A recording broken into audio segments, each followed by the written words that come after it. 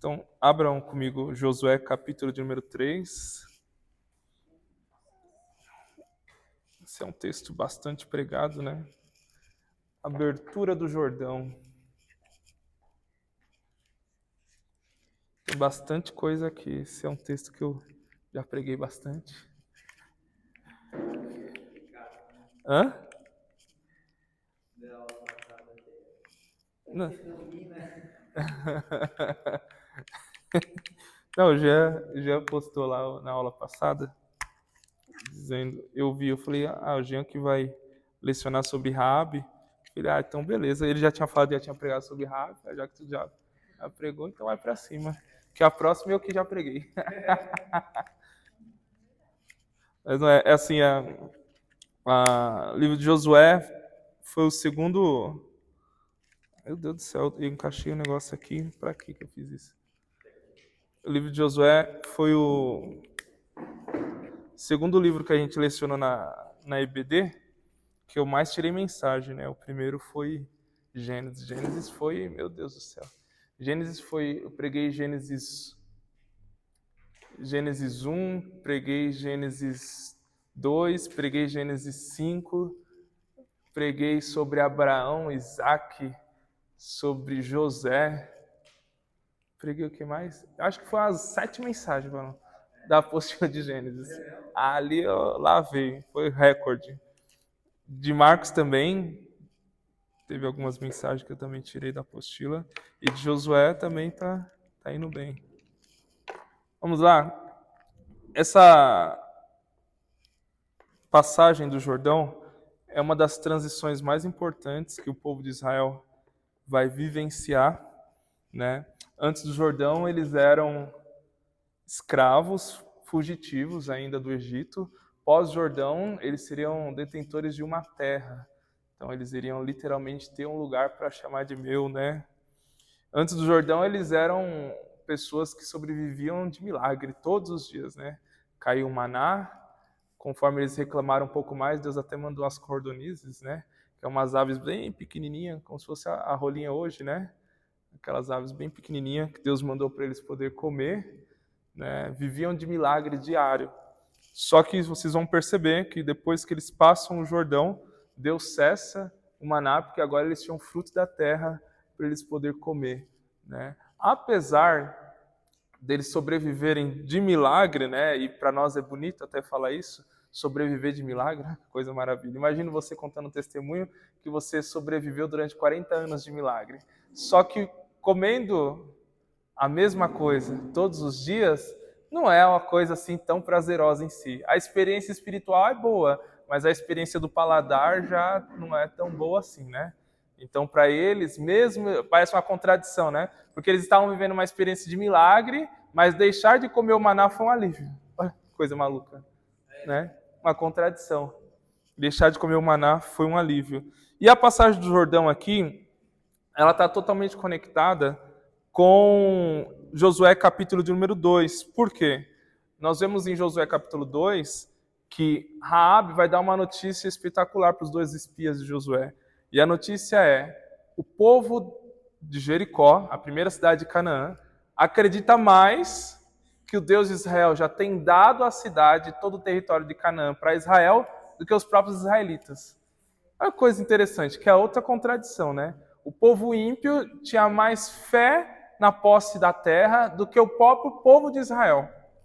O povo que não conhecia Deus, que só ouviu falar, tinha mais fé na posse da terra do que o próprio povo que vivenciou os milagres com Deus durante todos esses anos de caminhada, que é outra contradição, né, do texto. Só que veja bem, quando Josué, que vocês ouviram na última aula ministrada pelo professor Jean, que Josué ele fez uma estratégia militar já conhecida e aprendida com Moisés. Então ele mandou os espias, deixa eu ver aqui como que é os muros dessa cidade, como que está a guarnição dos exércitos da cidade, como que eles se defendem, qual é o tamanho do exército, qual a força bélica do exército, que material que eles têm, né? Eles têm espada, eles têm o que para poder se defender e lutar contra nós. Então eles foram mapear a terra. Só que quando ele fica sabendo dessa notícia de que até o povo da terra já acreditava que a terra era do próprio povo de Israel, Josué vai ter uma atitude aqui, no capítulo 3, versículo 1, que é uma atitude interessante que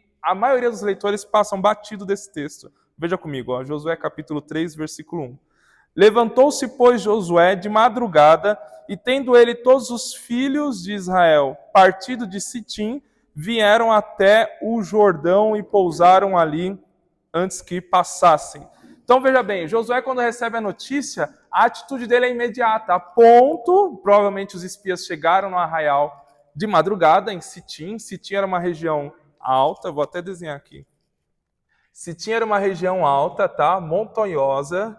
Então eles tinham que descer essa região de Sitim até chegar na região de vale, que tinha aí o Jordão para eles passarem. Quando ele ouve a notícia na região montanhosa, e aqui era especificamente uma estratégia militar, eles dormirem em regiões montanhosas. Por quê? Eles tinham ali uma vantagem militar se alguém tentasse atacar o arraial sorrateiramente, tá? Como se eles estivessem ali tentando pegar o povo despreparado. Então eles ficavam sempre numa região montanhosa para eles poderem dormirem. E aí vem os espias, traz a notícia de que, olha, o povo de Jericó crê mais que a terra de Jericó é de vocês do que vocês mesmos crê.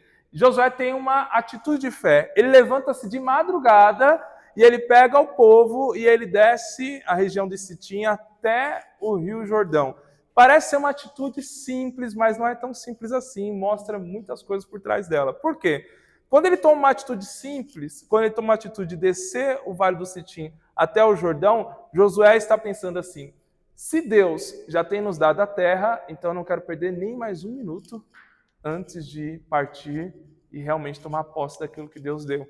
Ele não fica esperando uma nova confirmação, como foi falado também na aula passada. Ele não fica esperando o dia esclarecer. Não, se Deus já está sinalizando para nós de que a terra realmente é nossa, então levanta todo mundo de madrugada.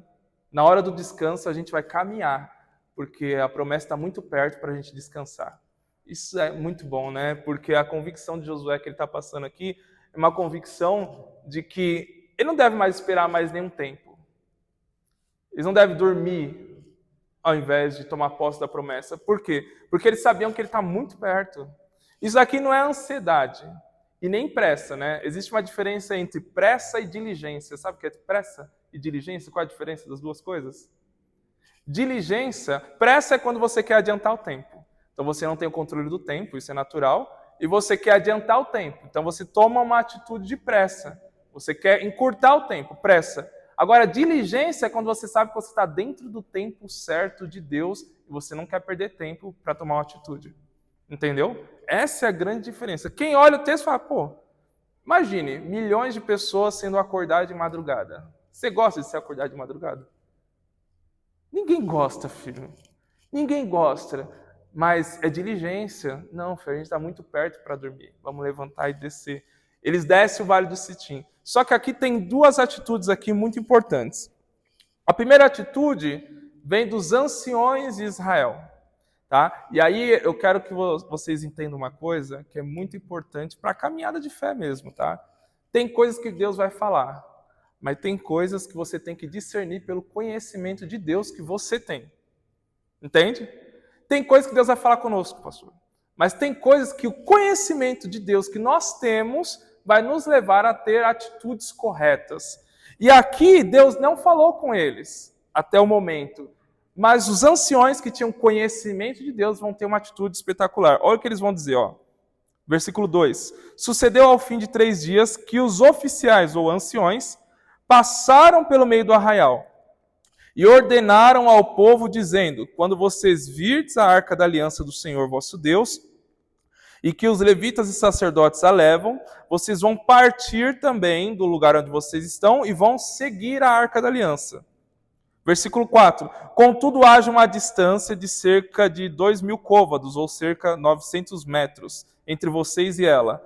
Não se acheguem perto da arca, para que vocês conheçam o caminho pelo qual vocês vão ir, visto que esse caminho vocês nunca passaram antes. Então, a atitude deles foi: eles passam no meio do arraial, comunicando todo o povo, dizendo assim, ó, a arca da aliança vai passar no meio de vocês. E vocês vão seguir o caminho que a Arca da Aliança indicar. E essa questão é muito importante, porque para ir para Jericó, do Vale do Jordão até Jericó, tinha vários caminhos. Se você for olhar a geografia da região, você vai pensar, mas por que Deus fez eles passar no meio do Jordão, sendo que dava para dar a volta? Eram alguns quilômetros que andava? E eram alguns quilômetros. Mas esse povo já está andando há 40 anos. O que é alguns quilômetros para quem já está andando 40 anos? Existia vários caminhos para chegar em Jericó. Só que o caminho de Deus era o caminho no meio do Jordão. E é aqui onde entra o conflito, né? Porque talvez se alguém conhecesse um pouco da geografia da região, por que a gente vai atravessar o Jordão sendo que tem outros caminhos para ir? Mas a questão não é qual caminho ou opção de caminho nós temos, é qual caminho Deus está seguindo. Essa é o X da questão da vida cristã. A vida cristã você pode ter várias oportunidades, você pode ter várias formas de decidir a sua vida, mas a pergunta é, aonde Deus está? Aonde Deus está guiando? Aonde a presença de Deus está indo? Esse é o caminho certo. A questão da vida não é opção. A questão da vida é onde Deus está. Sempre foi isso. Nunca é opções. Nós temos várias opções. Você, quando você tinha ali sua juventude e adolescência, você tinha várias opções de profissão. Você poderia ser engenheiro, advogado, médico. Até hoje você tem a possibilidade de escolher. Ninguém aqui tem mais de 50 anos. Você ainda pode fazer uma faculdade e escolher. Mas a questão não é o número de opções. A questão é aonde Deus está, aonde Deus quer, qual caminho eu tenho que seguir. O caminho é o caminho onde a presença guia. Tem muita dificuldade de discernir. Exatamente. Só que aqui tem uma coisa que é um detalhe assim muito importante. Por quê? Ele vai falar de uma distância entre o povo e a arca. Isso daqui é uma sacada espetacular. Por quê? Essa distância ela tem duas características. Primeira característica, essa distância era uma distância pedagógica. Você se lembra que a Arca da Aliança era a representação simbólica da presença de Deus. E só quem podia chegar perto da arca e tocar na arca é quem era da tribo de Levi, que eram os levitas e sacerdotes. Por quê? Porque eles eram consagrados para aquilo. Eles eram consagrados para chegar perto da presença. Eles eram consagrados para tocar na presença. O povo não. O povo, quando pecava, eles tinham que oferecer sacrifício perante os sacerdotes e tinham uma vez por ano o sacrifício de expiação total de todo o pecado da nação. Portanto, não era qualquer um que chegava perto da arca. Só que eles vão dizer assim, vocês vão ver a arca passando no meio do arraial, vocês vão seguir ela, mas não vão se aproximar dela, porque vocês não têm santidade para isso. A arca é a presença de Deus manifesta. A arca é a santidade de Deus manifesta. E vocês são um povo pecador. Então, o que os oficiais estão dizendo é, vocês, para viver o milagre de passar o Jordão e conquistar a terra, vocês precisam entender e ter consciência de tão pecadores vocês são. Algumas pessoas, pelo fato de estar na igreja, elas perdem um pouco da consciência de pecado, né? E a consciência de pecado é importante, irmãos. Vou te dar um exemplo. Tem pregador que ele acha que por ele estar exercendo uma função santa, ele não deve ser santo. Você entende? A função de ensinar é santa. A função de pregar é santa. A função de cantar é santa. A função de tocar é santa. Mas você tem que ser santo também. Não é só exercer uma função santa se a pessoa não for santa. Não tem como, a conta não fecha. Então, a orientação dos anciões é: a arca está passando, tenha consciência de pecado e não se aproxime dela. Isso é muito forte. Só que tinha uma outra verdade que eles estavam transmitindo para o povo. Imagine vocês, vocês estão numa região, agora é uma região reta, tá? Porque eles estavam na região montanhosa, mas agora eles estão no vale. O vale é uma região reta. Nessa região reta, tem milhares de pessoas seguindo um único objeto, certo? Que é a Arca da Aliança. Se a Arca da Aliança estivesse, vamos supor que isso daqui é a Arca, certo? Agora vamos supor que a Arca está sendo levada pelos levitas aqui. Está mais ou menos nessa altura. Só que bem perto da Arca está o povo. E atrás do povo tem milhares de pessoas. As pessoas que estavam lá nas últimas filas iam conseguir enxergar a Arca? Sim ou não? Não. E se elas não conseguissem enxergar a arca, elas iam ser guiadas pela arca ou pelo povo? Exatamente. Olha a sabedoria dos anciões. Fiquem numa distância de 900 metros, para que todos vocês tenham a convicção de onde que vai a presença de Deus. E vocês vão seguir a presença e não o povo. Só que aqui tem um detalhe muito forte. Por quê?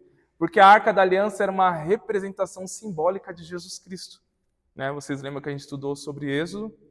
E a Arca da Aliança, ela era de madeira de acácia, né? Madeira de acácia representa a humanidade. E ela era coberta de ouro por dentro e por fora, que representa a divindade de Jesus. Verdadeiramente Deus e verdadeiramente homem. Então, essa distância pedagógica serve para nós, para a gente entender que por mais que a massa esteja indo numa direção, a gente tem que se esforçar para ver aonde Jesus está e seguir o caminho que Jesus segue. No nosso mundo hoje, né, nosso mundo gospel prime, o mundo gospel, você vai ter a multidão seguindo N coisas. Hoje eu vi um amigo que vai pregar numa igreja, e o nome da igreja é Igreja Pentecostal Presbiteriana Renovada. Eu falei, meu Deus do céu, que loucura é essa, velho? O que esses caras são? Eu fiquei confundido e enganado. Eu falei, meu Deus do céu. E aí você olha para a massa, você vê o influencer digital, que ele se diz cristão, mas daqui a pouco ele lança um e-book e fatura 500 mil em meia hora. Por quê? Porque ele aprendeu a manipular a massa.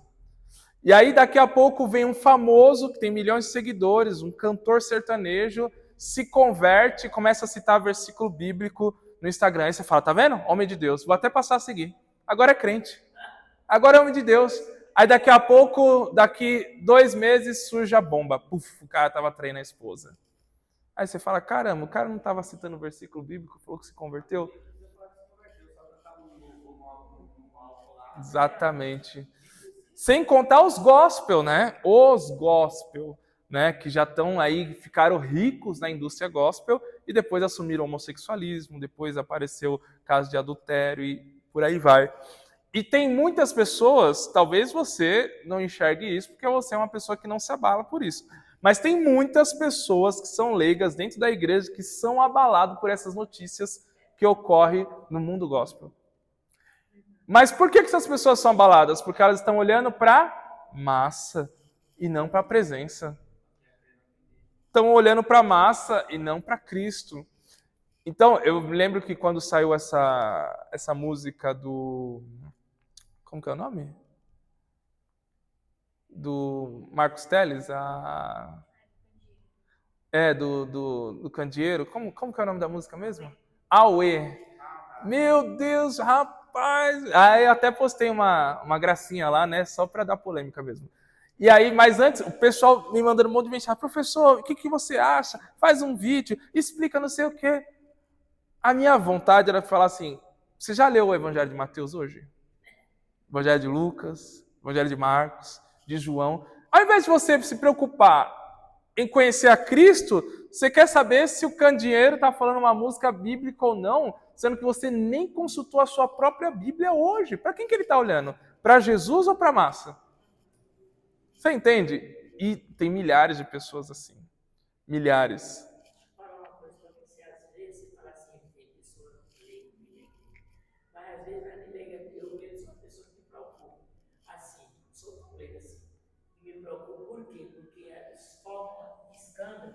Você às vezes vai falar do evangelho para alguém fala, igual fulano, igual isso, fulano. Aí a gente fica assim, sem graça, né? E tem pessoas que falam desse jeito, você é crente igual fulano, você é crente. Aí você tem que procurar ir lá dentro da Bíblia e mostrar Exatamente. que é crente, e que até o povo entender isso aí. Mas é verdade. Então, eu me preocupo com isso. Que a gente vai com a gente para levar o evangelho a fora. E outra coisa, se a gente não seguirmos realmente Cristo, a arca da aliança, a presença de Deus, se a gente não tiver convicto que a gente está seguindo Ele, quando a gente passar no milagre do Jordão, a gente vai atribuir a outra pessoa. Se esse povo não ficasse com os olhos fixos na arca e passasse o Jordão olhando para a multidão, seria muito fácil tirar o pensamento de que foi a arca da aliança que abriu o caminho para eles passarem o Jordão. Eles poderiam atribuir a outras pessoas, como eles fizeram com Moisés, quando Moisés ficou 40 dias no monte. Rapidinho! Eles deixaram de atribuir o milagre de sair do Egito a Deus e atribuíram a outros deuses. Você entende? Então, o povo tem memória curta. É por isso que os anciões, eles conhecendo esse povo, de forma pedagógica, eles falam assim, ó, mantenha a distância. Primeiro, pela consciência de pecado. Segundo, para que vocês não sigam a multidão e tenham a convicção de que quem vai abrir o caminho para vocês é Deus. Só que veja bem, ó, versículo 5, que é o versículo mais famoso desse texto. Agora Josué vai falar. Ó, primeiro foi quem? Os oficiais do povo, os anciões. Mas agora é Josué. Até agora Deus não falou. Quem está dando as diretrizes, quem está dando a direção, não é Deus, mas são homens que conhecem Deus. E veja bem, tem coisas que é muito engraçado, né? É muito engraçado porque nesses tempos assim, dando aula, eu já dei muita direção de Deus para as pessoas. Direção de Deus, eu digo assim, não que Deus falou comigo, mas por conhecer as Escrituras, baseado na Bíblia, dá uma direção para a pessoa. E a pessoa não seguiu, simplesmente porque eu não falei assim, diz o Senhor. Se eu tivesse falado para ela assim, ó, assim diz o Senhor, ela ia fazer no mesmo momento. Mas porque eu falei para ela assim, ó, a Bíblia orienta assim, assim, assim, o que ela fez? Não fez. Aí eu falo, caramba, mas as pessoas não entenderam o conceito. Às vezes não é Deus que vai falar, mas são homens que conhecem a Deus que vão direcionar.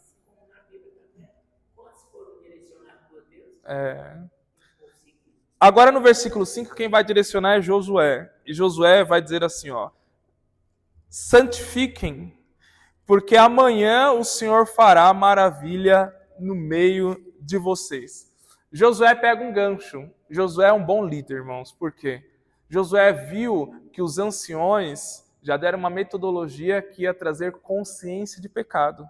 A distância entre o povo e a arca. A arca é santa, vocês são pecadores. Mantenha 900 metros de distância. Só que agora Josué, ele vai agora aprofundar um pouco.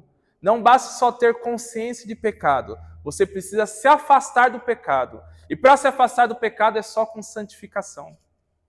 Você entende? Olha a sabedoria do cara. Já que eles vão ter consciência de pecado, mantendo a distância do objeto santo, agora eu vou fazer com que eles realmente se afastem do pecado. Então vai todo mundo se santificar.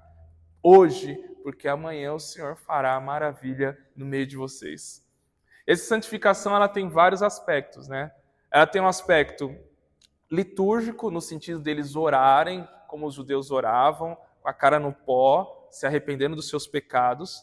Mas também tem a santificação de se separarem também, o marido e a mulher, fazer uma separação de corpos ali temporária, né? E eles ali deixar de comer, jejuar naquela noite ou naquele dia até o dia seguinte, tá? Era uma santificação litúrgica, onde provavelmente eles iriam meditar nas palavras de Moisés, iam meditar nas promessas de Deus, iam meditar nas palavras que Josué já tinham falado para eles. Então essa santificação não é uma santificação que nem nós imaginamos, né? Eu vou jejuar, eu vou orar, isso já é o suficiente para me santificar. Não, a santificação ela é um leque gigantesco. O próprio jejum, ele tem vários aspectos.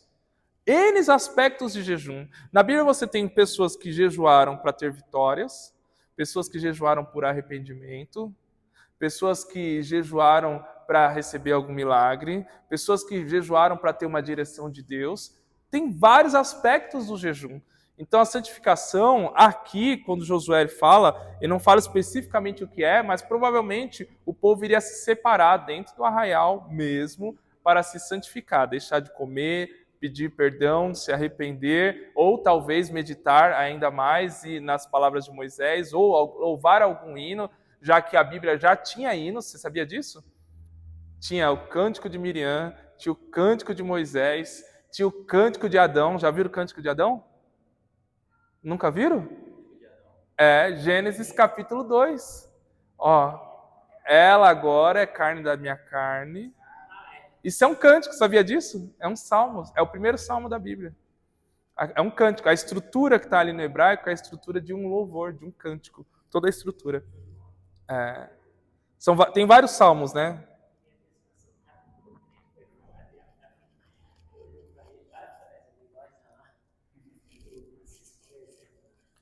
Então, veja bem, ele vai dizer assim, ó, já que vocês vão ter consciência de pecado, agora se afastem do pecado. Só que veja bem, ó, tanto Josué quanto os anciões trazendo consciência de pecado e Josué afastando o pecado do povo, eles fazem isso porque eles sabiam que o único empecilho, a única coisa que poderia barrar eles de viver a experiência, de ver o Jordão se abrir e tomar posse da terra prometida, era o pecado. É a única coisa que pode nos barrar. Eu fico até escandalizado um pouco quando as pessoas enfatizam muito nas pregações ou no meio do culto. O diabo vai abrir mão daquilo que é teu e que não sei o que. Eu falo, não, filho, você não entendeu. O diabo não tem poder de barrar aquilo que Deus falou assim, ó, é teu. Aquilo que Deus falou assim, eu vou fazer na sua vida. A única coisa que pode barrar é o pecado. Só que lembra-se, o diabo sabe disso, então ele usa o pecado para te barrar. Se você se santificar, o diabo não tem poder de barrar aquilo que Deus tem na sua vida. É isso que as pessoas não entendem. É por isso que elas citam mais o diabo do que citar que é o pecado que faz o mal na vida do povo. Você entende? O diabo ele é um articulador. Ele só usa a ferramenta. Entende? Ele causa o dano através de outro. Ele causa o dano através de uma ferramenta. A única vez que a Bíblia mostra o diabo causando dano sem usar a ferramenta do pecado é com Jó. E ele pede permissão. Ele pede permissão para tocar em Jó. Todos os outros danos que ocorrem na vida de homens de Deus, ele usa a articulação do pecado. Ele conhece o pecado, ele sabe manusear o pecado. A Bíblia diz que, João vai falar na primeira carta, no capítulo de número 5, verso 2, vai dizer assim, ó, o mundo jaz do maligno. A palavra ali jaz, no grego, é como se fosse uma mãe balançando um neném. Era como se o diabo estivesse balançando o sistema do mundo, como se uma mãe balançasse um próprio bebê. Ele pode manusear, ele pode manipular, ele pode fazer o que ele quer. Deus deu esse poder para ele. Ele tem essa prerrogativa. Mas para tocar sem usar a manipulação do pecado, ele tem que pedir permissão para Deus. Aí é que está o detalhe, você entende? Então, o pecado abre legalidade, é isso mesmo. E Josué sabia disso, então ele fala assim, ó, para que vocês não sejam barrados, para que não dê errado aquilo que Deus prometeu que ia fazer por vocês, então afaste a única coisa que pode barrar vocês, o pecado. Se a igreja entendesse isso, elas iam fazer menos campanha de milagre e mais campanha de arrependimento, para expurgar o pecado do povo. Por que não ocorre sinais? Por que não ocorre conversões? Porque há pecado no meio do povo. Há fermento, há levedura no meio do povo. Se você arranca o fermento, flui o poder de Deus. Se você arranca aquilo que está inchando, flui o poder de Deus. Aí vai acontecer conversão, vai acontecer milagre e uma série de outras coisas extraordinárias no meio de nós. Então a santificação é o passo, não tem como. Né? Mas não tem falado. Se você prega sobre isso, se você montar uma mensagem só falando sobre santidade, vão falar que você bateu na igreja. Vão falar que você bateu na igreja. Exatamente.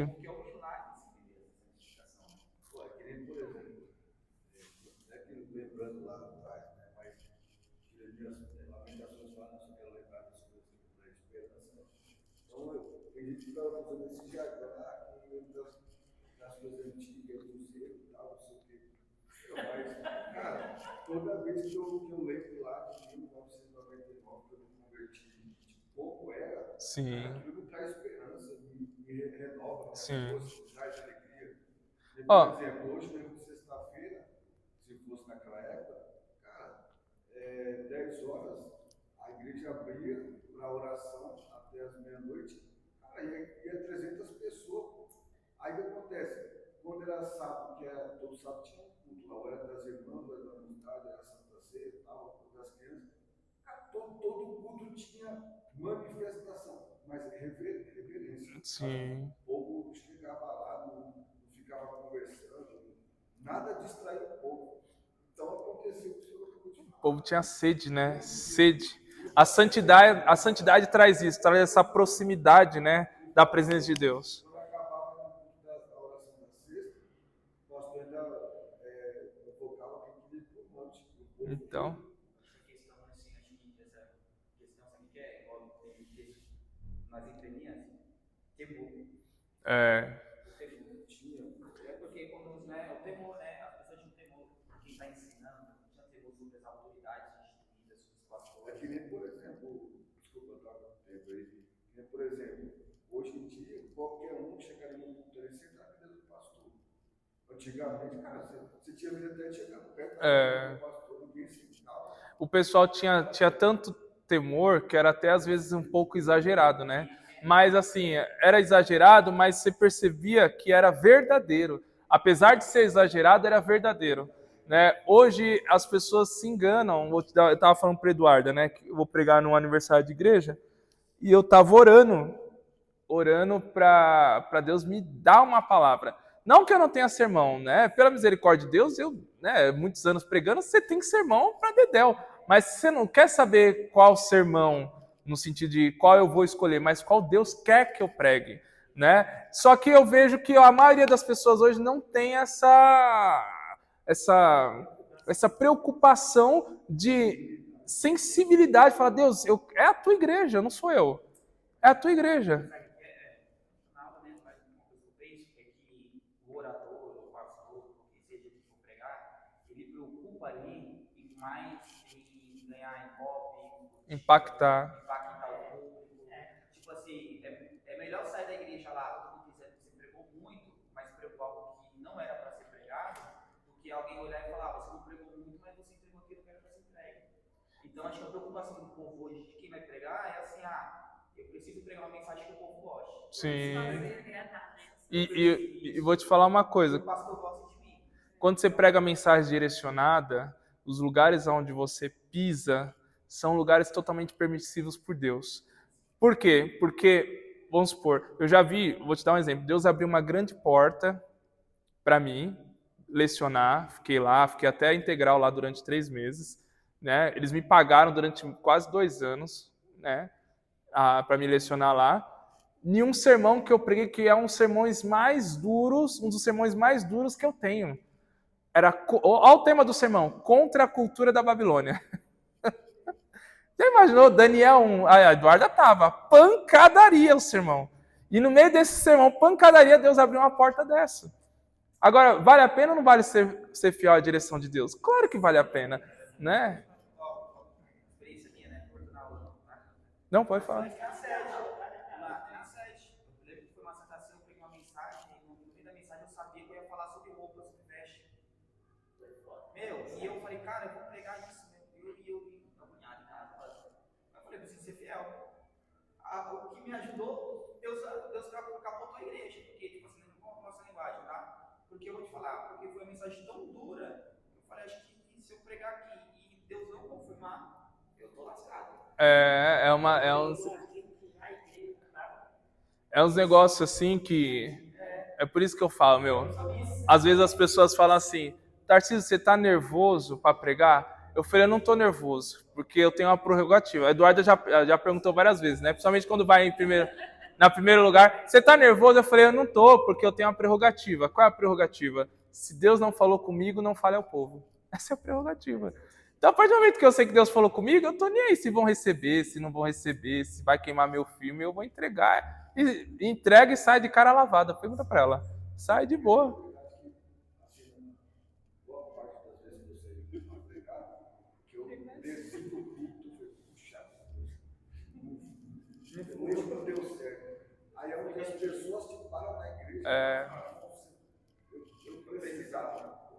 Então, pra você ter noção, a santidade, lógico, eles aqui se santificaram para viver a experiência de abrir o Jordão, mas a santidade nos leva a experiências com Deus em geral. A santidade abre o campo para a experiência com Deus. Então, vale a pena a santificação e a direção de Deus. Só que veja bem, olha, versículo 7 vai acontecer uma coisa muito interessante, porque a partir do versículo 7, Deus vai chamar Josué para um particular para conversar. Olha o versículo 7. Então disse o Senhor a Josué: hoje começarei a engrandecer perante os olhos de todo Israel, para que eles saibam que como fui com Moisés, assim também serei contigo. Então, veja bem, Josué não foi um líder autoproclamado. Não foi o líder que se colocou na liderança, se colocou na posição de líder pelos seus talentos, pelas suas habilidades. Ele foi um líder escolhido. Ele foi um líder levantado por Deus. Isso faz toda a diferença. E por ele ser um líder levantado por Deus, ele tinha sinais na sua liderança. Ele tinha sinais no seu ministério. Ele tinha sinais na sua vocação. Então, Deus vai falar para ele assim, hoje, quem vai engrandecer você? Quem vai engrandecer? Eu vou engrandecer você, Josué. Ou seja, não é pela sua habilidade, sou eu que vou te dar uma experiência semelhante à experiência de Moisés. A experiência de Moisés, o mar se abriu, mas na experiência de Josué, o rio vai se abrir.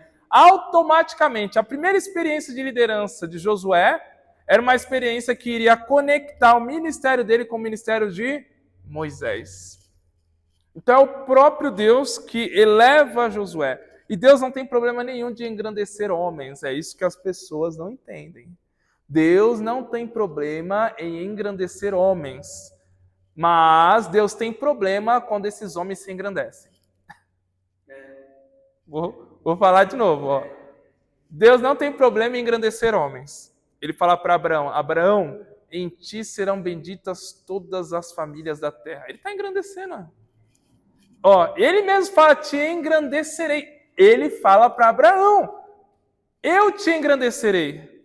Ele fala para Davi, Davi, você é o rei segundo o meu coração.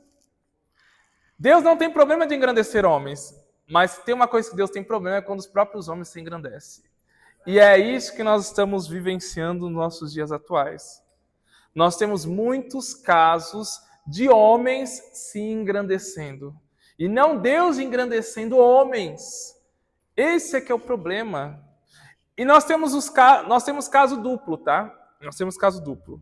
Nós temos casos de homens que foram engrandecidos por Deus, mas depois eles mesmos se manteram engrandecidos. Eles não souberam entender o propósito da coisa. Vou te dar um exemplo. Tem um grande pregador, eu não vou falar porque está gravando e vai para o YouTube, né? Mas tem um grande pregador hoje que ele transita em todas as áreas. Ele prega em igreja batista, ele prega em igreja pentecostal, ele prega em igreja presbiteriana, ele prega até na igreja católica. Eu já vi ele pregar. Católica renovada. Esse homem, se você pega o testemunho dele do passado, você vê, o cara foi tirado lá do interior de Vitória, no Espírito Santo. Rapaz, o cara foi... O testemunho dele é absurdo, é um testemunho maravilhoso. É milagre atrás de milagre. Só que aí, depois que ele já era grande, depois que ele já tinha dezenas de livros, esse irmão... Não, ele é grande, sim, ele continua grande. Só que o que ele começou a fazer? Como ele pegou muita mídia, algumas igrejas essas igrejas, mas é heresia do começo ao fim, da cabeça aos pés. Mas ele aparece hoje indicando o seminário dessas igrejas. Mas os caras não estão ensinando Bíblia. Mas por que ele está indicando? Porque ele quer se manter Ele começou muito bem, com Deus engrandecendo ele. Mas ele quis depois usar artifícios para se manter grande. Esse é que é o problema. E é um homem que conhece muito mais Bíblia do que eu. Vai longe. Eu não amarro nem as alparcas dele. Mas você entende? E eu já vi vários assim, que Deus engrandeceu, mas depois esses caras começaram a fazer algumas alianças esquisitas, estranhas, com argumentos frágeis, com argumentos não bíblicos, para se manter na mídia. Esse é que é o problema. O problema é quando Deus engrandece o homem, mas o homem não entende isso, que é Deus que vai manter ele ali. Se Deus quiser manter ele ali, e aí ele usa ferramentas para se manter grande. Quem foi que levantou Salomão? Quem foi que levantou Salomão? Quem escolheu Salomão? Quem foi que falou para Davi que é o seu filho Salomão que vai assumir o trono? Quem foi que deu sabedoria para Salomão ser o homem mais sábio da terra? Quem foi que enriqueceu Salomão a ponto da rainha de Sabá? Mas por que Salomão começou fazendo aliança com a princesa do Egito? E depois com várias filhas de reis de outras nações? Porque ele queria se manter grande pela sua própria força. Mas Deus já tinha engrandecido. Você entende qual o perigo? O perigo é Deus nos levar em patamares grandes, mas a gente gostar tanto desse patamar que a gente usa artifícios ímpios para se manter lá. E não fica na dependência de Deus. Se Deus me levou até aqui, então se Ele quiser me manter, Ele mantém. Se Ele quiser me abater, Ele me abate e acabou. Foi Ele que me engrandeceu.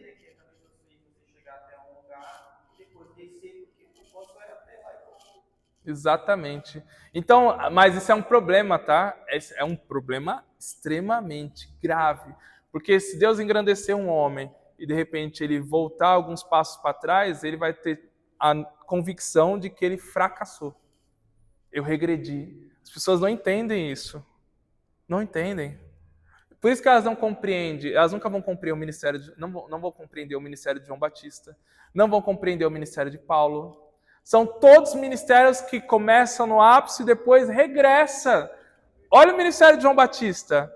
Milhares de pessoas indo ouvir o cara no deserto. Meu, é 45 graus. Você tem noção do que é isso?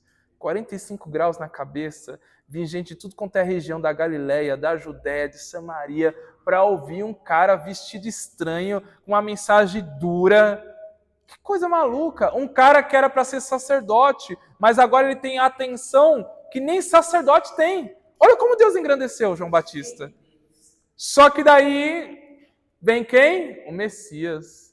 Ele batiza o Messias e fala para os seus discípulos, olha, esse é o Cordeiro de Deus. A ele sigam. É como se ele estivesse dizendo assim, ó, acabou, filho. Deus me engrandeceu, mas é até aqui. O Messias já chegou, segue ele agora.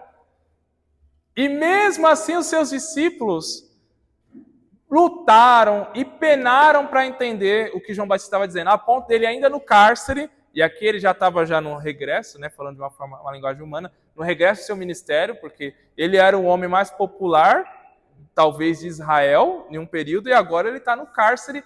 E cadê o povo que ia consultar ele para visitar ele no cárcere? Ninguém visitou ele. Ele está no regresso do ministério. E aí vem os seus discípulos, ele fala assim, ó, vai lá em Jesus e pergunta se é ele mesmo o Messias ou se ele vai mandar outro. Só que ele não estava falando disso porque ele tinha dúvida. Ele estava falando disso para os seus discípulos ir lá e ter a convicção de que ele era o Messias e deixar ele no cárcere. Acabou, filho. Não é para vocês ficarem me visitando. Vocês têm a quem seguir. Vai lá. Quando os discípulos chegam, Jesus faz uma pancada de milagre. Ó, fala para João Batista que eu curo. Você tem noção? Então, ali o ministério de João Batista é um ministério de regresso. O ápice, ele batizando metade do povo de Israel. Depois, ele no cárcere, sem ninguém indo visitá-lo, a não ser os seus discípulos íntimos. O apóstolo Paulo, ministério de regresso também. O cara fundou igrejas em 3 continentes. Tem noção do que é isso?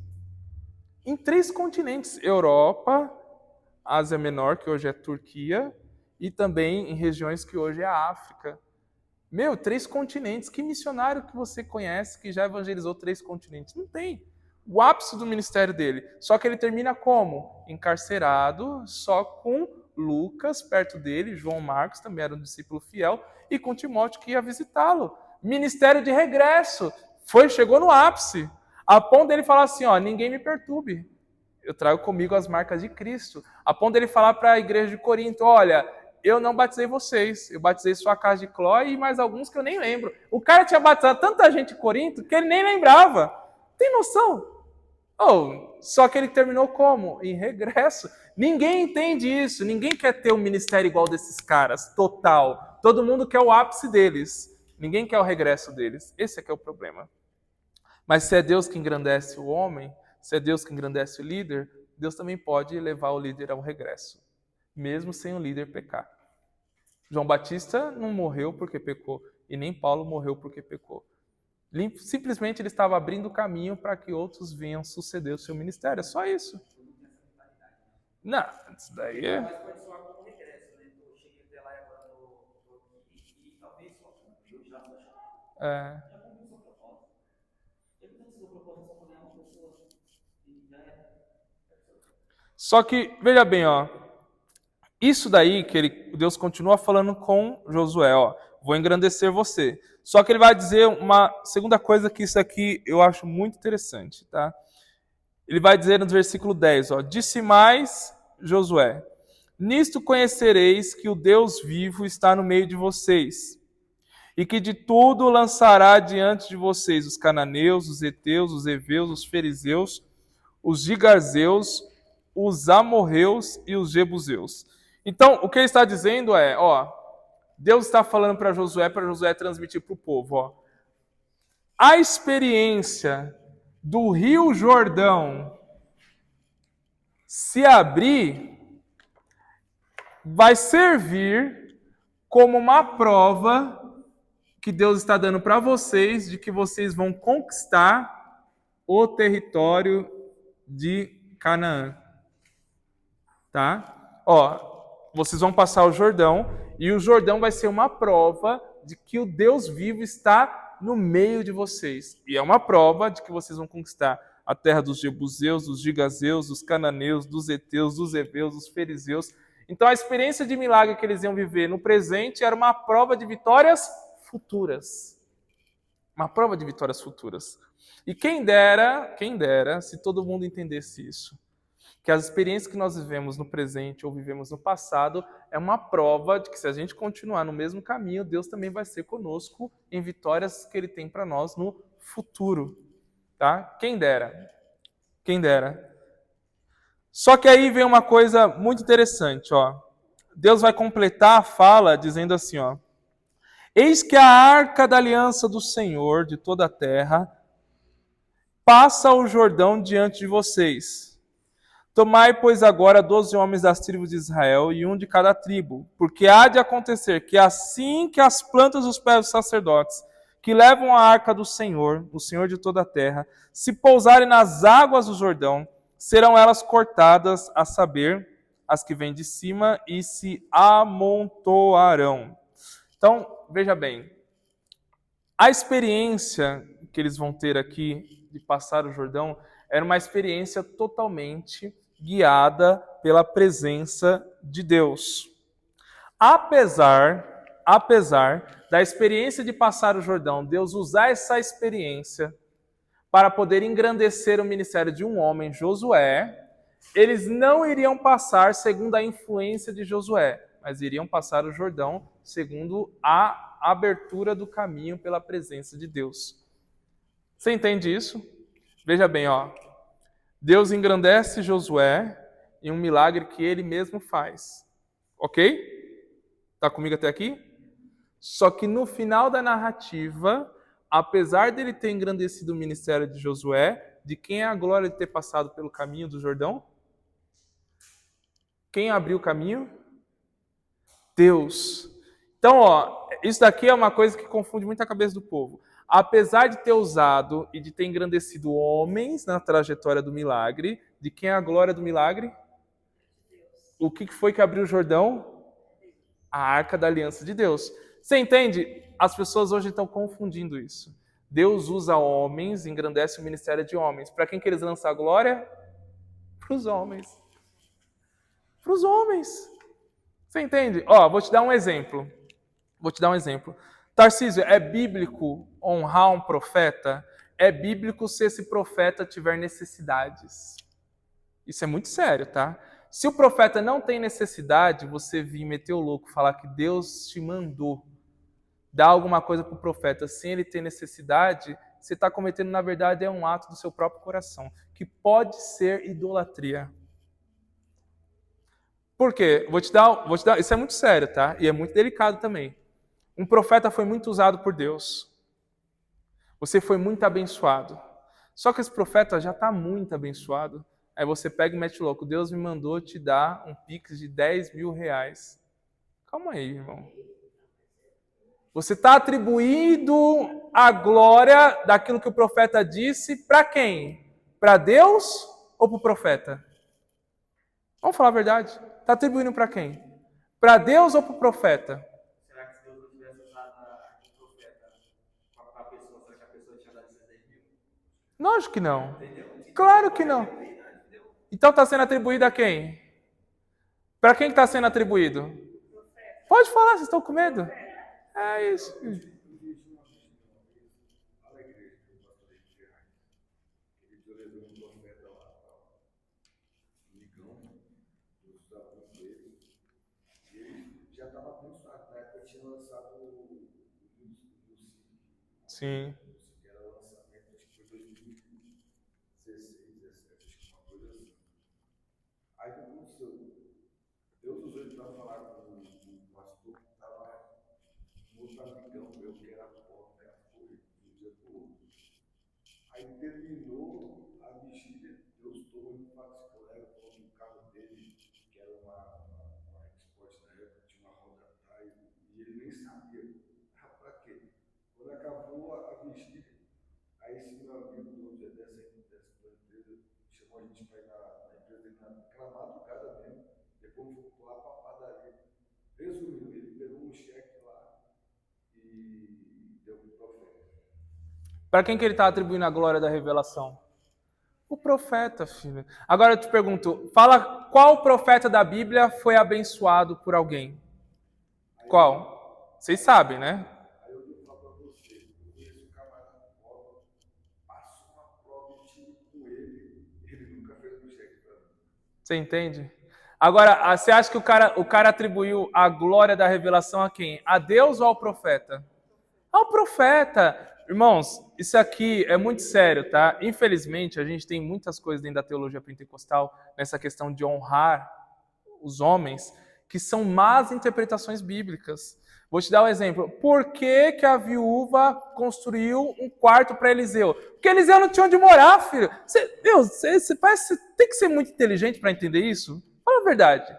O homem era homem de Deus e ele tinha necessidade. Então a viúva, sabendo que ele era um profeta, o que ela faz? Eu vou separar um cômodo aqui da minha casa e vou construir um cômodo da casa para a necessidade do profeta. Mas se Eliseu fosse rico? Claro que não, não faz sentido. Você entende? Não faz sentido. Aí é onde a gente tem que ter a maturidade. Fala, se você for uma pessoa que, já estou abençoado, estou na benção, tô ganhando bem, show de bola. Aí vinha um cara com 10 mil e fala, não, filhos, pega esse dinheiro, quer agradar a Deus? Pega esse dinheiro, envia para a agência missionária, que vai construir 5 casas para o pessoal que está lá na janela 1040, na Nigéria, sendo perseguido pelo Boko Haram e não tem onde morar, estão morando em tenda. E os caras muitas vezes vão nas tendas e taca fogo na tenda deles e eles morrem queimados, todo mundo. Faz isso. Agora, pelo amor de Deus, agora o pessoal vem com essa história da carochinha? Não, irmão. E a questão do Coronamã vai nos presentes Para Eliseu. Eliseu nem abriu a porta para ele, nem recebeu. Você entende? Se a gente for começar a cavar a Bíblia, o negócio vai ficar feio. Sabe por quê? Fica feio a coisa. Porque o próprio Paulo escreveu no último capítulo da carta aos Filipenses: de nada eu tenho falta, já me basta. Sabe o que ele está dizendo? Para de mandar oferta, já tem o suficiente. Tá legal. Ô, irmão, pelo amor de Deus. Aí o povo vem com essa cultura de que a pessoa tá bem, tá abençoado. Não vai abençoar a obra missionária, filho. Eu já tô bem. O problema é que as pessoas estão pegando... por isso que eu falei que já era confusão. Deus fala, engrandecerei você, Josué. Mas o sacerdote tem que passar com a arca. Porque senão o povo vai achar que o mérito da travessia é tua, não é teu. O mérito da travessia é da arca que está guiando o povo. Hã? Exatamente. Lembra que eu falei no começo? Deus não tem problema de engrandecer homens. O problema é quando esses homens não entendem e eles mesmos se engrandecem. Aí é que é o problema, filho. Aí é que é o problema. E assim, eu ouço muitas coisas, né? A gente ouve e eu, não dá para me pegar a Bíblia e fazer assim, pegar um apagador e apagar a Bíblia da minha cabeça. Não tem como, filho. Então eu ouço muitas coisas, eu fico assim, falo, caramba, mas isso não é bíblico. Mas tudo bem, né? Assim, cada um vai descobrir o que a Bíblia fala da forma com que ele quer. Lendo ou Deus batendo. Não tem como. Filho. Mas vai descobrir, uma hora vai descobrir.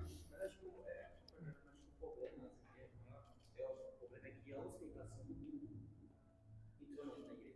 É, Entrou no ministério. Hoje, no nosso meio, o que é romper o ministério? O que é crescer no ministério? Só para atrelado, eu acho. O Jean só cresceu na vida porque eu cheguei com um carro montado aqui. O Jean só cresceu no ministério porque está com bastante segurança. Isso é o propósito do Evangelho? Não. Aí não entrou Tudo isso. existiu. não é. Só que, ó, isso daqui é muito interessante. Para vocês terem uma noção, né? Isso é muito interessante, né? Porque você vê como que é um tema polêmico, né? Mas é necessário, irmãos. Por que é necessário tocar nesses temas? Porque a gente precisa entender a orientação bíblica, para a gente não ficar se remoendo, entendeu? Se martirizando. Tem muita gente se martirizando, se remoendo por conta disso. Então, e aí o que acontece? Enquanto a gente está pegando e dando dinheiro para pessoas que a gente tem consideração como homem de Deus, tem milhares. Pega as agências missionárias, pelo amor de Deus. Para de seguir o Neymar no Instagram, segue as agências missionárias. Você vai ver o quanto de irmãos nossos na fé estão padecendo. Eu vi um vídeo esses dias do povo da Nigéria. Meu Deus do céu, quase chorei, irmãos.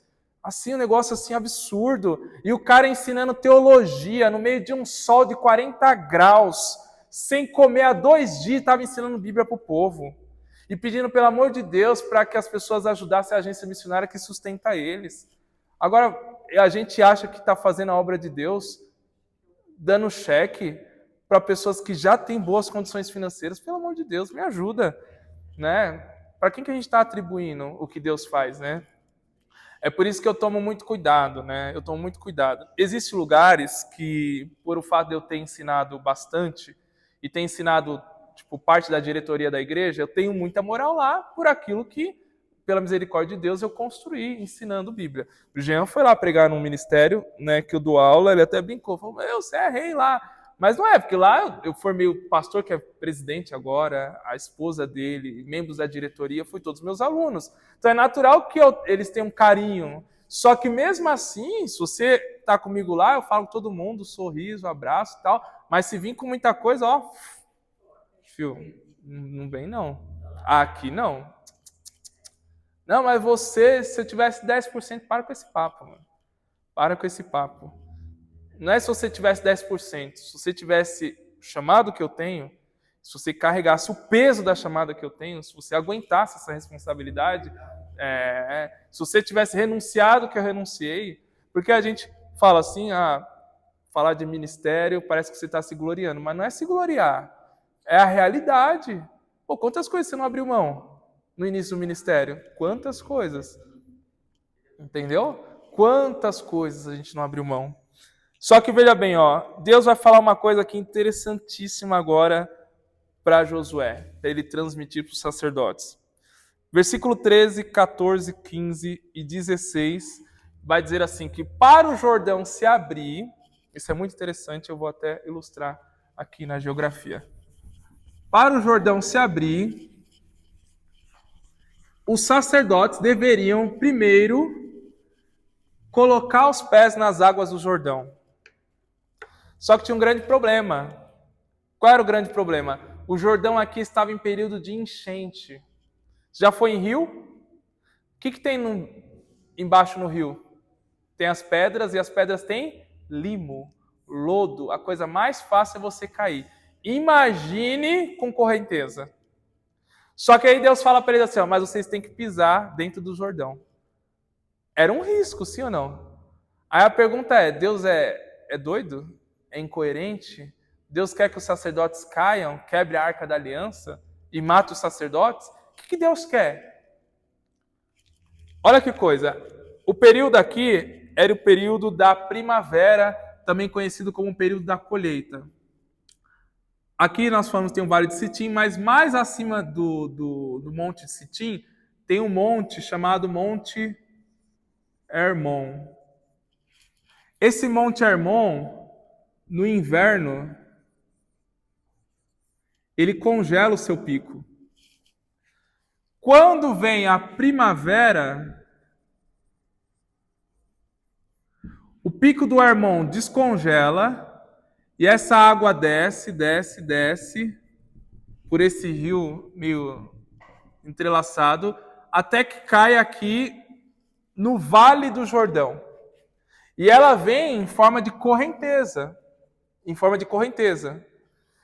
Só que aqui, quando Deus fala para os anciões, dizendo assim, olha, vocês, para ver o Jordão se abrir, tem que pisar no Jordão em enchente.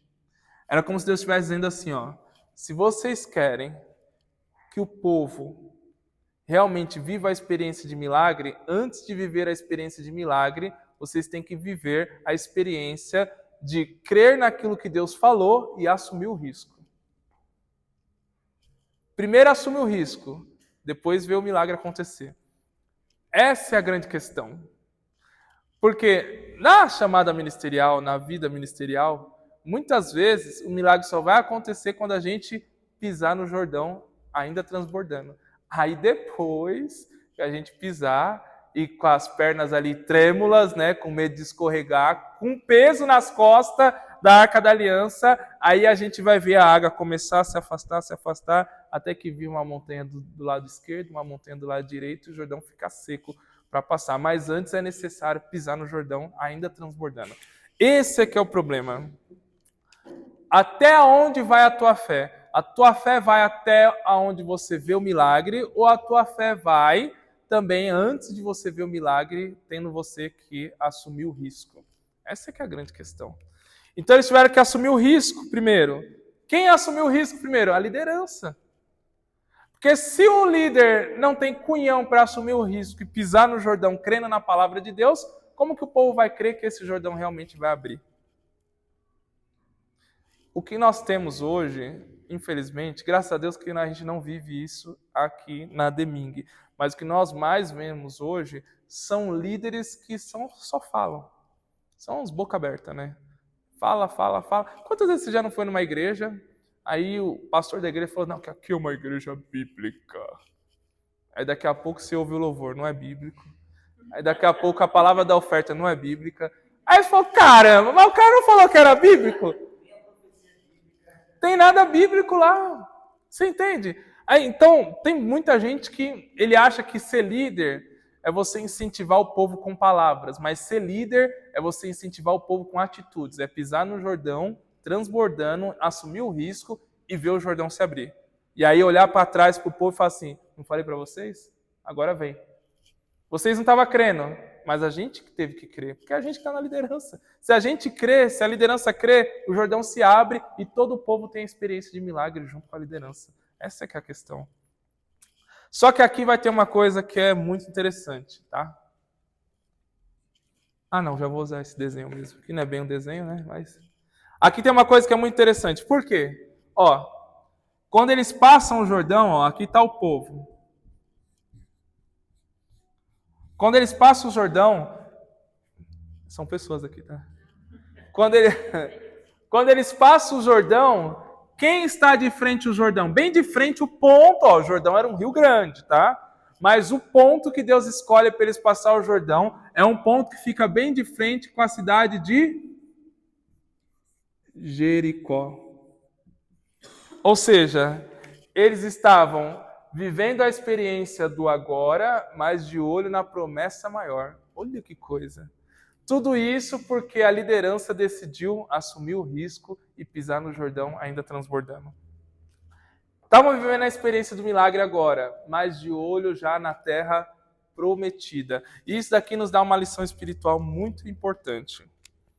E a lição espiritual é: toda a experiência de milagre que nós passamos no agora deve ser desfrutada, vivenciada, mas essa experiência de milagre não pode deixar que os nossos olhos saiam da terra prometida. Essa é que é a grande questão. Jericó era a Canaã terrena deles, mas para nós, a nossa Jericó é a Jerusalém, a Canaã que vai descer do céu. As pessoas vivem a experiência de milagre, e a experiência de milagre delas é o ápice da vida cristã. É o ápice do evangelho. Mas a experiência de milagre não é o ápice. A experiência de milagre é só Deus abrindo a cortina de fumaça para você enxergar a glória que está vindo depois da experiência de milagre. A Canaã que vem do céu. É isso que as pessoas não compreendem na vida cristã, né? E aí as pessoas... É por isso que a gente... Quantas vezes você já ouviu pregação sobre o arrebatamento nos últimos 10 anos? Quantas vezes? Quantas vezes você já ouviu alguém explicar as promessas das 7 igrejas da Ásia Menor? Quantas vezes você já ouviu alguém explicar Apocalipse, capítulo de número 20, capítulo de número 21, capítulo de número 22, que fala das glórias futuras que nós vamos vivenciar? Quantas vezes? Olha, irmãos, eu já tive experiência de estar falando com pessoas que pregam há anos. E aí eu explicar como é que vai ser o banquete das bodas do Cordeiro. E tá tudo na Bíblia, é versículos fáceis. Eu falei, nas bodas do Cordeiro a gente vai comer o fruto da árvore da vida. Sério? Eu falei, meu Deus, filho, você prega há 20 anos, você não sabe disso?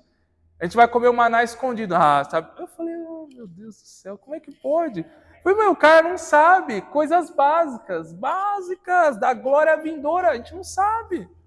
Aí, entendeu? E aí o que acontece? Mas vai perguntar sobre os milagres de Jesus. Ele sabe todos e quer viver todos, mas vai perguntar de como que vai ser a glória futura. Ele nem procura saber, nunca pesquisou.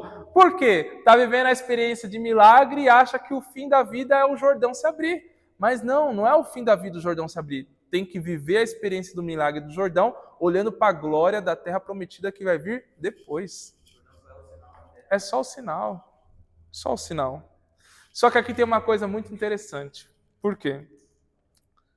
Quando abre o Jordão, e aqui eu já encerro, quando abre o Jordão, vai ter 2 altares que vão ser construídos, ou um altar e uma montanha de pedras em memorial que vai ser construído. Primeiro, foi a montanha de pedras que foi construída por 12 homens, cada homem de cada tribo de Israel. Eles pegam essas pedras de dentro do Jordão e levam para o arraial deles, que vai estar depois do Jordão em Gilgal.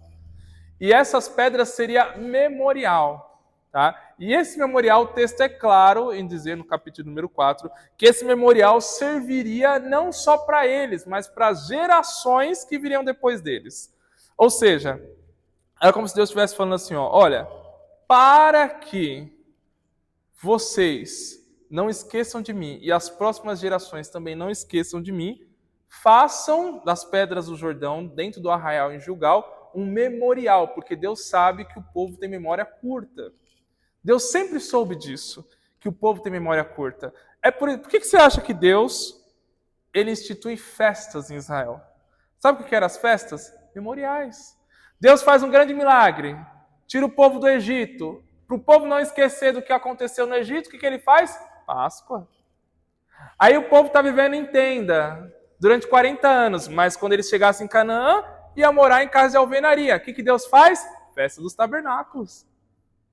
Aí o povo lá no deserto não plantava e nem colhia, comia o maná do céu, mas quando chega em Canaã, ia plantar e colher. O que Deus faz? Festa da colheita.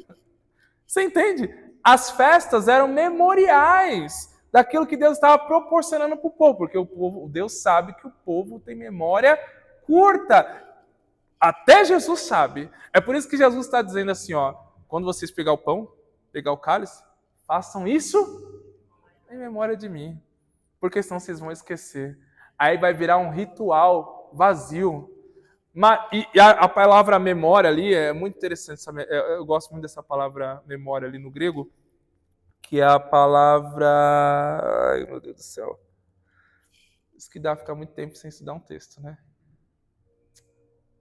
Calma aí, está anotado aqui na minha Bíblia.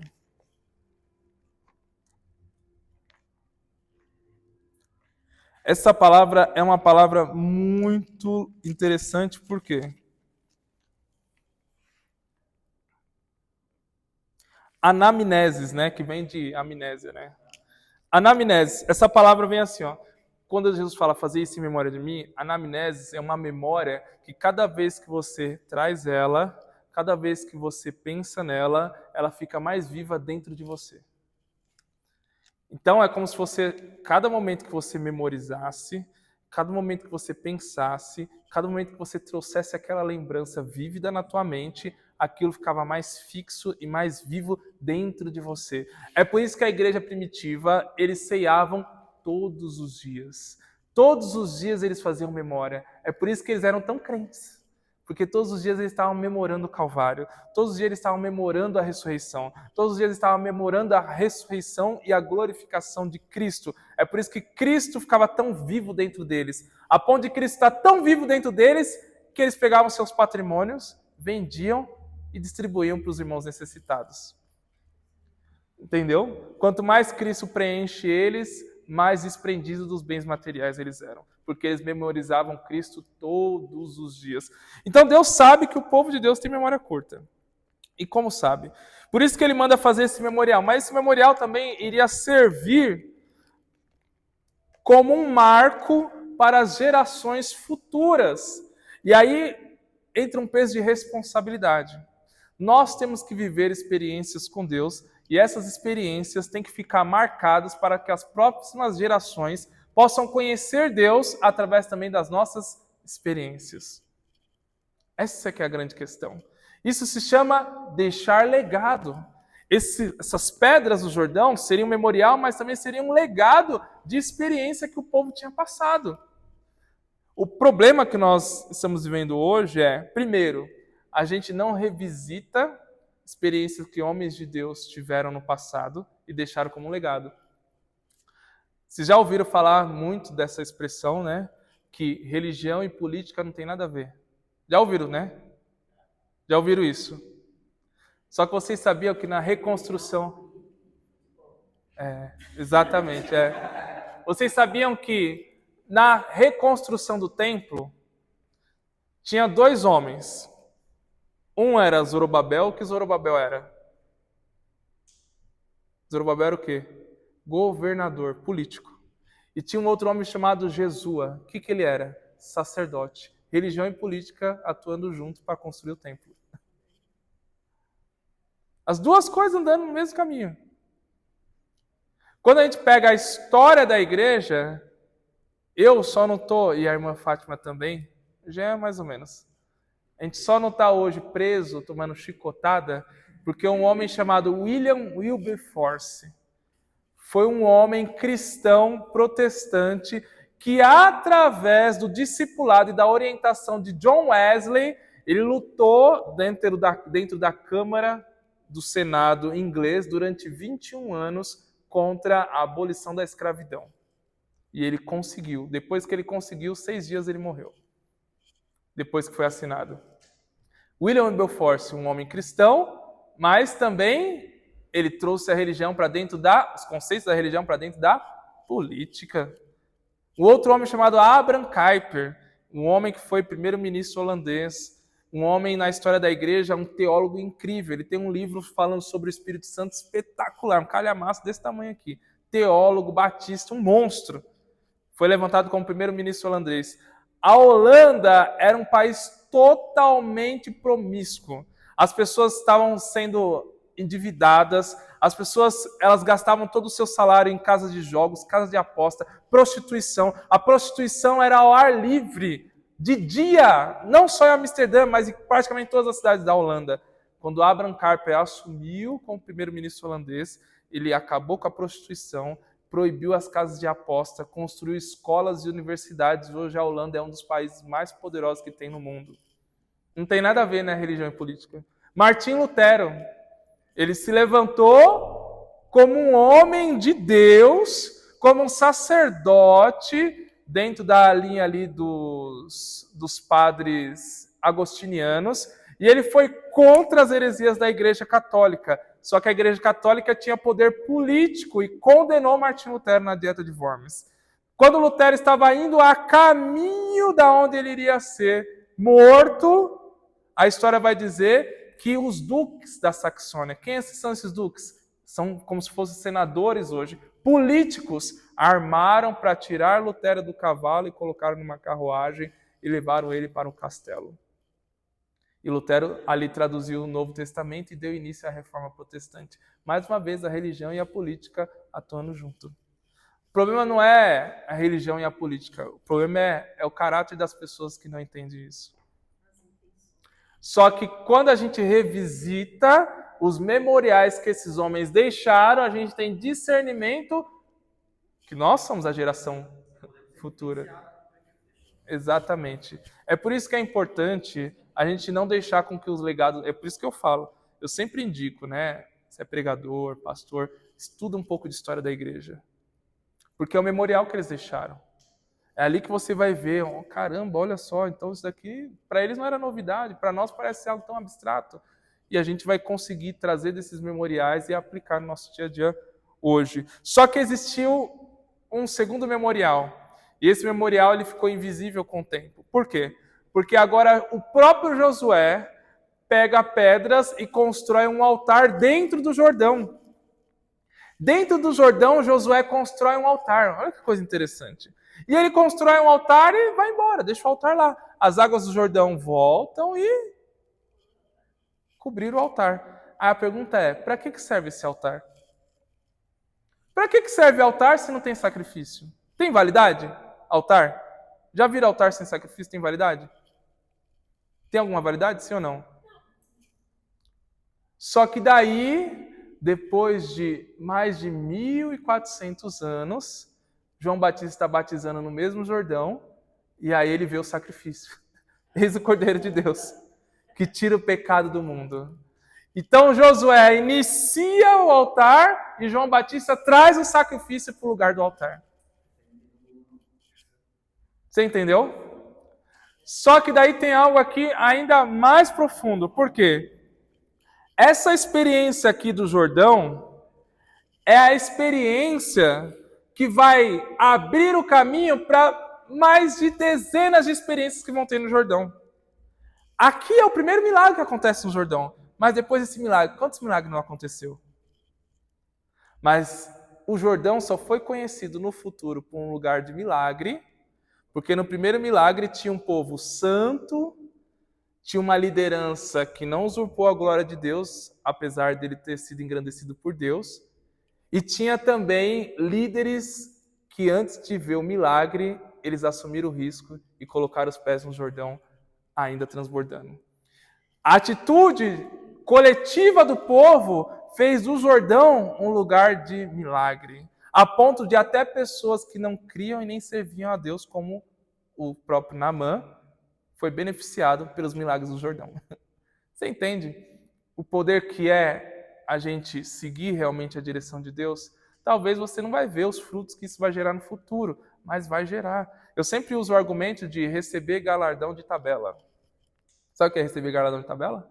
É você plantar algo agora e talvez você não vai ver os frutos, você vai morrer. Mas tem gente que vai usar o que você fez agora para gerar frutos e pode durar 100, 200, 300 anos. Quando chegar no tribunal de Cristo, os frutos que todo mundo fez, só fez porque você um dia plantou. É galardão de tabela, filho. É o maior investimento que você tem na sua vida. É por isso que eu não tô nem aí. Hoje em dia, e aqui eu encerro.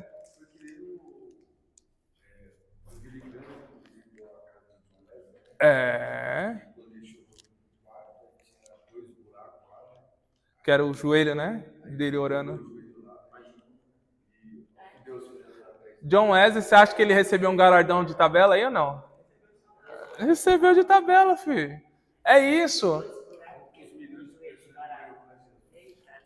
Hoje mesmo eu pensei nisso, porque hoje um pastor de uma igreja batista, que eu preguei recentemente, me mandou mensagem, falou: Tarcísio, você tem material aí para obreiros? Estou querendo dar um curso de obreiros aqui e tal, isso e aquilo.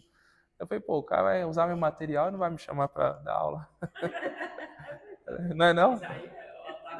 Só que daí eu pensei assim, não, calma aí, vamos pensar na ótica do reino. Se eu mando o material para ele usa o material e ele distribui esse material para mais 5, 10, 20, 30, 40 pastores e eles formam, sei lá, centenas de obreiros, de quem que era o material? Quem teve a revelação do texto? Quem foi edificado?